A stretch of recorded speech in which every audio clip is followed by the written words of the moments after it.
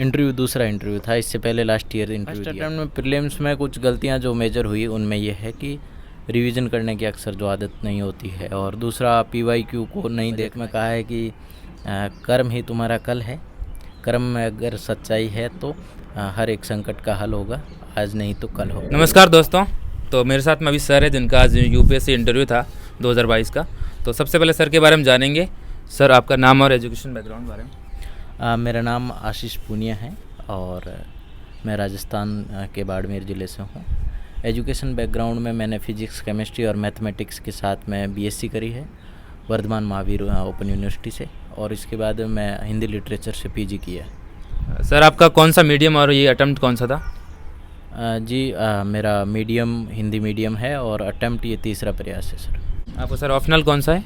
Optional मेरा हिंदी साहित्य है सर। सर, आपने बीएससी की है फिजिक्स, केमिस्ट्री और मैथमेटिक्स में, उसके बावजूद भी आपने ऑप्शनल हिंदी लिटरेचर लिया, क्या वजह थी उसकी? उसकी कुछ वजह हैं कि मैं निबंध अच्छा लिखता हूँ, कविताएं नहीं लिखता हूँ, सिर्फ सुनता और पढ़ता हूँ, और कहानियाँ पढ़ना अच्छी लगता है मुझे। तो जो लिटरेचर है उसमें एक सहज स्वाभाविक रुचि है। इसके अलावा बाकी साइंस के ऑप्शनल इसलिए नहीं लिए कि मैंने पत्राचार से ग्रेजुएशन किया है, तो वो इतने स्ट्रॉन्ग सब्जेक्ट मेरे हैं नहीं, मैं उन पर इतना अधिकार नहीं रखता हूँ, तो ये कुछ कारण रहे थे।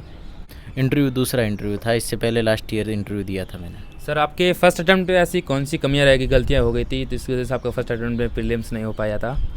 फर्स्ट अटेम्प्ट में प्रीलिम्स में कुछ गलतियां जो मेजर हुई उनमें यह है कि रिवीजन करने की अक्सर जो आदत नहीं होती है, और दूसरा पीवाईक्यू को नहीं देखना, या देखना तो सिर्फ देखने के लिए देखना, उनको एनालिसिस नहीं किया जाना, एक भारी गलती थी। और सीसेट नहीं हुआ था पहले अटेम्प्ट में, मैं मैथमेटिक्स का स्टूडेंट हूँ बावजूद, तो ये कुछ गलतियाँ रही। सर, तो सेकंड अटेम्प्ट में आपने ऐसा क्या सुधार किए थे तो उसकी वजह से आपका लगातार 2 बार आपने इंटरव्यू दिया यूपीएससी का, वैसे क्या स्ट्रेटजी फॉलो की थी आपने? सेकंड अटेम्प्ट में वही जो पहले अटेम्प्ट में काम किया था वही काम आया था, उसके अलावा बहुत ज़्यादा सुधार कुछ किया नहीं। सीसेट के थोड़े पीवाईक्यू सॉल्व किए और टेस्ट लगाए, और इसके अलावा जो जीएस का पेपर है उसके भी जो प्रीलिम्स के पीवाईक्यू हैं वो बहुत मददगार रहे। सर, ऑल ओवर आज के इंटरव्यू की बात की जाए, आपका इंटरव्यू कैसा रहा और आपको किस टाइप से क्वेश्चन पूछे गए थे? मेरा इंटरव्यू अच्छा रहा, और ये यूपीएससी मेरा दूसरा इंटरव्यू है। मेरी हाईएस्ट प्रेफरेंस आईपीएस सर्विस है, तो मेरे को पुलिस रिफॉर्म और पुलिसिंग से रिलेटेड सवाल पूछे गए। दूसरा, हिंदी राजभाषा को लेकर के सवाल पूछे गए। फिजी और फिजी जैसे देश में जब अंतर्राष्ट्रीय हिंदी सम्मेलन आयोजित हो रहा है, तो इसके आलोक में कुछ प्रश्न पूछे गए थे। जी सर, आपको करंट अफेयर्स को लेकर इंटरव्यू में कितना क्वेश्चन पूछे गए थे, और ऑप्शनल को लेकर क्या पूछे गए थे? करंट अफेयर्स और ऑप्शनल को लेकर कुछ बहुत ज़्यादा सवाल नहीं पूछे गए थे। इंडिया चाइना का जो बॉर्डर है इश्यू, इस पर कुछ प्रश्न थे। इंटरव्यू में से आपको कोई अटपटे क्वेश्चन पूछे गए, आपको सॉरी बोलना पड़ा या फिर आपको फंसाने की कोशिश की जा रही थी वहाँ पे बार बार? नहीं, मुझे ऐसा कोई परेशान करने वाला सवाल नहीं था।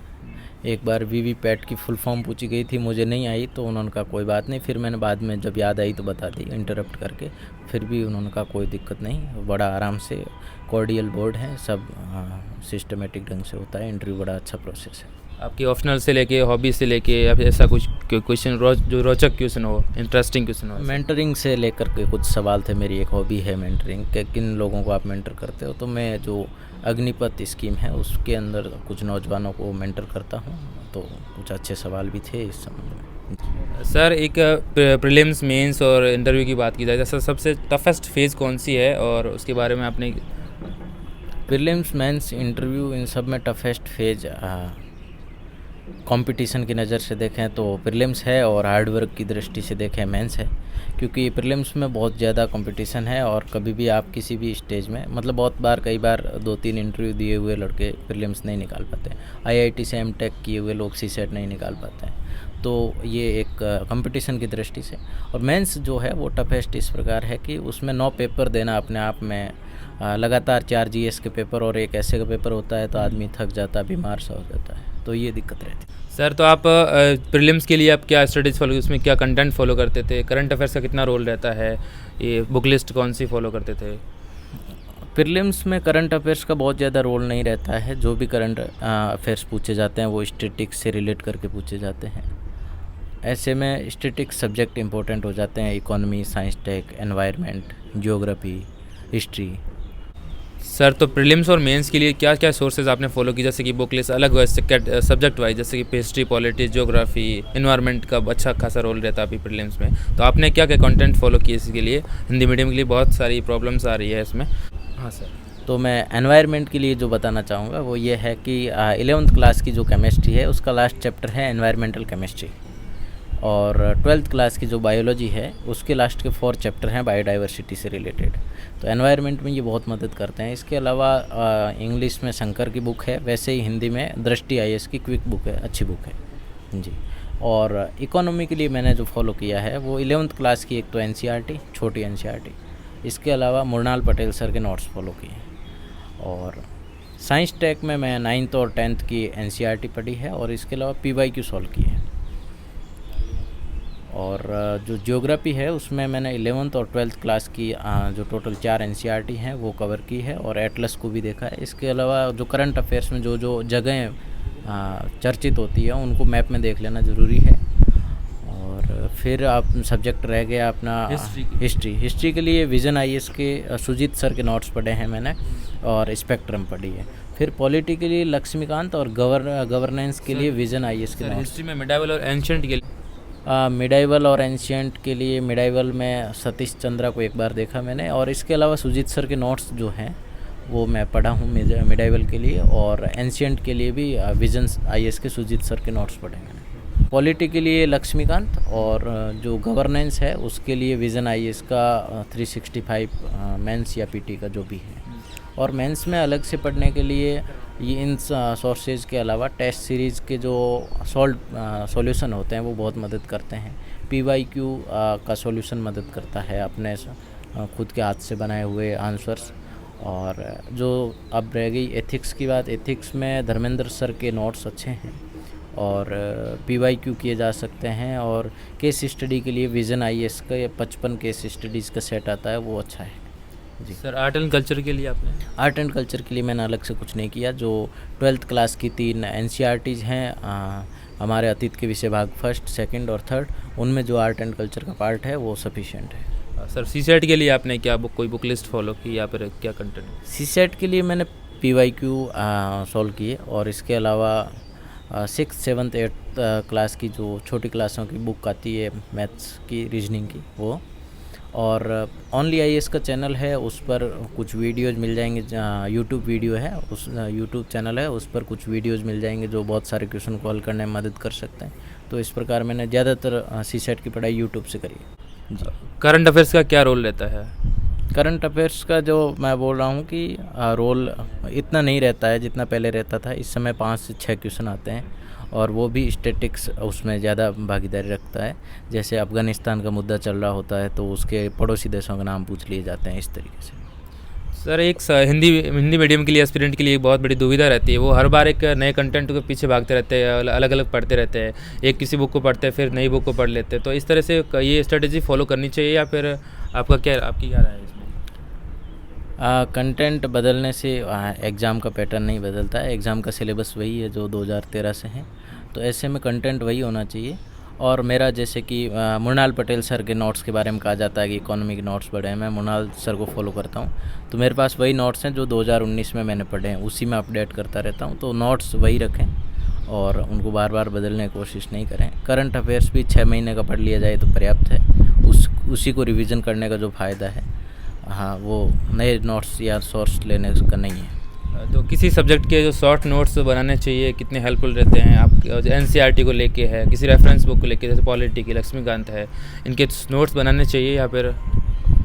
जी हाँ, नोट्स बनाने चाहिए, और नोट्स रेगुलर बनाने चाहिए। नोट्स बनाने के 2-3 फ़ायदे हैं। एक तो आपको रिवीजन में मदद मिलती है, दूसरा पढ़ाई करने में इंटेंसिटी आती है। जब किसी टाइम नहीं पढ़ पा रहे होते या कुछ नहीं कर पा रहे हो, नोट्स बनाने से एक अपने आप में मोटिवेशन आता है कि मैं कुछ कर रहा हूँ, कुछ प्रोडक्टिव हुआ है। तो नोट्स एक बनाना ज़रूरी काम हो जाता है। सर तो आपको अभी प्रीलिम्स में 100 डेज बाकी है, तो उसमें उस दौरान प्रीलिम्स के लिए क्या स्ट्रेटेजी होनी चाहिए? टेस्ट सीरीज़ ज्वाइन करनी चाहिए या फिर? देखो, 100 दिन प्रीलिम्स के बचे हैं, तो सबसे पहले तो प्रीलिम्स का फॉर्म भर देना चाहिए। उसके बाद में प्रीलिम्स में पिछले 10 सालों के जो क्वेश्चन पेपर हैं वो देख लेने चाहिए, क्या पैटर्न है।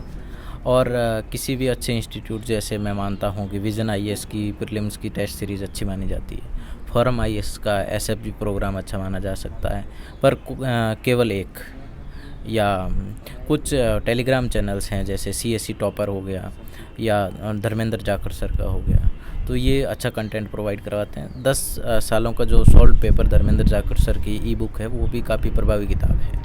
सर हर कोई एस्पिरेंट मतलब क्वेश्चन उनके कमेंट्स रहते हैं कि कोचिंग कितनी हेल्पफुल रहती है, या फिर कोई मेंस की टेस्ट सीरीज ज्वाइन करनी चाहिए, मेंस की आंसर राइटिंग करने के बारे में बहुत सारे क्वेश्चन डाउट्स रहते हैं, तो कोचिंग करनी चाहिए या फिर ऑप्शनल के लिए और जीएस के लिए? वर्तमान समय में एजुकेशन का डेमोक्रेटाइजेशन, जो लोकतांत्रिकरण या डेमोक्रेटाइजेशन हो गया है, ऐसे में कोचिंग सहज उपलब्ध हैं, बहुत सारे सोर्सेज अवेलेबल हैं और कोचिंग इस प्रकार करनी चाहिए कि आपको कहाँ दिक्कत आ रही है। जैसे मुझे इकॉनमी पढ़ने में दिक्कत आती थी तो मैंने मृणाल पटेल सर को फॉलो किया, मुझे हिस्ट्री पढ़ने में दिक्कत आ रही तो मैंने सुजीत सर के नोट्स फॉलो किए, मुझे ऑप्शनल के लिए मैंने दृष्टि आईएएस को फॉलो किया, सीसेट के लिए मैंने पीवाईक्यू सॉल्व किए, और सीसेट के लिए जो कुछ यूट्यूब चैनल्स से भी मदद ली जा सकती है। तो ये जो सिलेबस है डाइवर्सिफाई है, तो इसमें आपके सोर्स भी डाइवर्सिफाई हो तो अच्छा रहेगा, क्योंकि हर कोई एक ही इंस्टीट्यूट या एक ही आदमी सारे सब्जेक्ट कैसे पढ़ा सकता है, ये भी सवाल है।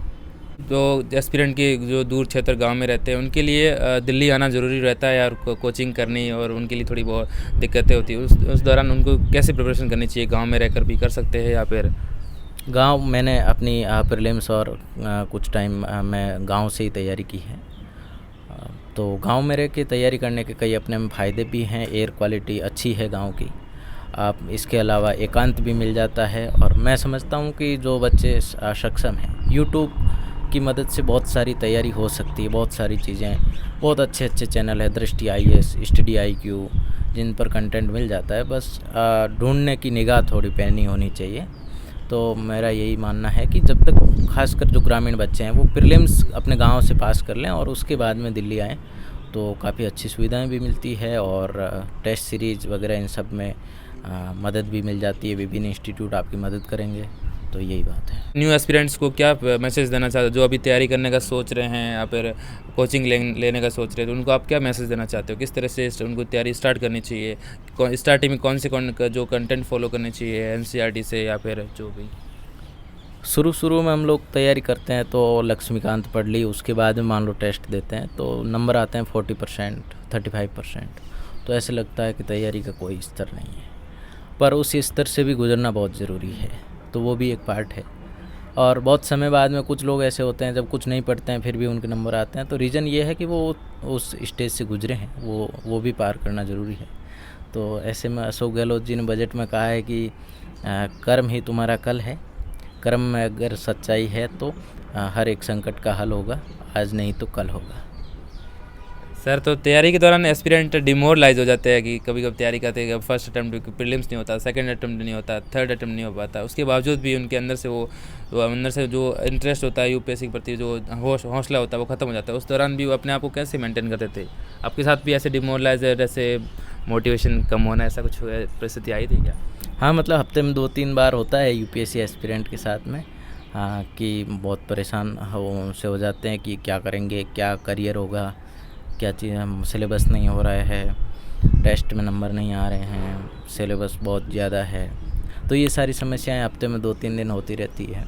और ऐसा कुछ नहीं है, डिमोरलाइजेशन होने जैसा यहाँ पे खोने के लिए कुछ भी नहीं है, जो भी अनुभव होगा अच्छा होगा। मेंस लिखने का भी अच्छा अनुभव रहता है, इंटरव्यू देने का अपने आप में सुखद अनुभव है, तो जो भी होगा सब अनुभव, अंत तक हिम्मत नहीं हारने और सब कुछ जीत लेने में कोई बहुत ज़्यादा फ़र्क नहीं है जी।